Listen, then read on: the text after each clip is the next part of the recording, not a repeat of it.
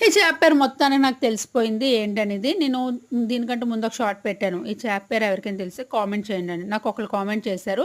అదే కరెక్ట్ మాట పేరు. నేను గూగుల్‌లో వెతికింది తప్పే, వాళ్ళు చెప్పింది కూడా చేపల వాళ్ళు చెప్పింది కూడా తప్పే పేరే మాట. ఆ పేరు ఎందుకంటే కరెక్ట్ ఎందుకంటున్నానంటే, నేను గూగుల్‌లోని చేపలకి ఫోటో తీసుకున్నాను కొన్నప్పుడు. ఆ ఫోటోని గూగుల్‌లోని తను కామెంట్‌లో పెట్టిన పేరుతోటి వెతికితే నువ్వు ఫోటోలు తీసుకుంది గూగుల్‌లో ఫోటోలు కరెక్ట్ సేమ్ ఉన్నాయన్నమాట. అందుకే నేను కూడా అదే పేరు అనుకుంటున్నాను. మీకు ఇంకెవరికైనా తెలిస్తే ఇందులోని చూసారు కదా చేపని, మీరు కూడా కామెంట్ చేయొచ్చు. నేను చేపని చక్కగా పులుసు చేసుకుంటున్నాను. ఉప్పు, కారం, అల్లం వెల్లుల్లి పేస్ట్ ఏసి బాగా నానబెట్టేసి 10 నిమిషాలు పక్కన పెట్టేసాను.